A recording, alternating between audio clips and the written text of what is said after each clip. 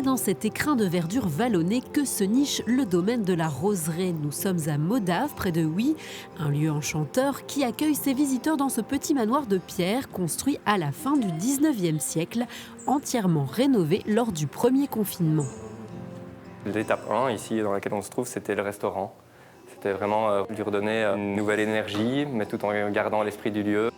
Un lieu inauguré il y a 40 ans par le chef Vincent Trignon. À l'époque, sa fille unique, Marie, y fait ses premiers pas.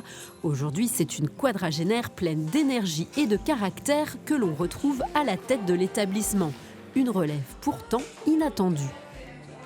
Mon premier métier, c'est traductrice d'anglais-russe. Donc je l'ai fait à Bruxelles, puis je suis allée en Angleterre. Je travaillais dans l'événementiel pour le gouvernement. Et puis quand il m'a demandé ce qu'on faisait du destin de la maison, alors j'ai repris des cours de cuisine. Marie reprend finalement l'Eurostar des projets plein la tête, direction le domaine de son enfance. Et derrière le piano de cuisine, c'est désormais un 4 mains qui se joue. Elle est en train de renier mon travail, donc... Et c'est un peu mon top chef quand il dit « c'est vraiment très bon ça alors, waouh, j'ai un grand sourire ».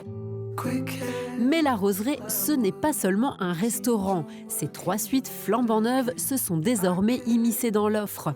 Et les plus belles surprises se trouvent à l'extérieur, dans le parc, avec cette serre d'époque, la piscine et ces 2 petites maisonnettes de verre au toit pointu que Marie a baptisées shelter, abri en anglais. Ici, nous sommes donc dans notre jardin, mais surtout à l'orée du bois Saint-Pierre. Et l'idée, c'est vraiment d'offrir des chambres insolites.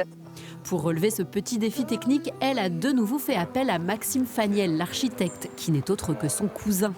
Ici, on est donc en bordure de zone Natura 2000 et donc en fait l'environnement et le respect du lieu a vraiment beaucoup d'importance à la réflexion du projet. On est sur un système préfabriqué en bois parce qu'en fait il fallait pouvoir les amener jusque-là, les monter rapidement. Et donc en bardage c'est du verre, donc c'est aussi un matériau qui a une connotation assez écologique, qui répond à la serre qui est existante. Tout cela pour offrir à l'intérieur le confort d'une chambre d'hôtel. Il y a un travail sur la hauteur pour qu'on ait de l'air, qu'on respire quand même. Tout est sur mesure aussi donc, dans un shelter. Donc en fait, on a ici cette boîte qui est à la fois une boîte technique dans la partie supérieure pour intégrer tout, mais aussi la salle de bain, la tête de lit, les penderies. On a travaillé sur ce meuble buffet qui est en fait le meuble bar cuisine. Tous les aspects ont quand même vraiment été étudiés parce que ça fait 4,50 par 4,50 à l'intérieur. Il faut compter 165 € pour une nuit dans un des 2 shelters qui devrait bientôt en côtoyer 4 autres en plus d'un espace thermal. Un véritable bain de nature hors du temps.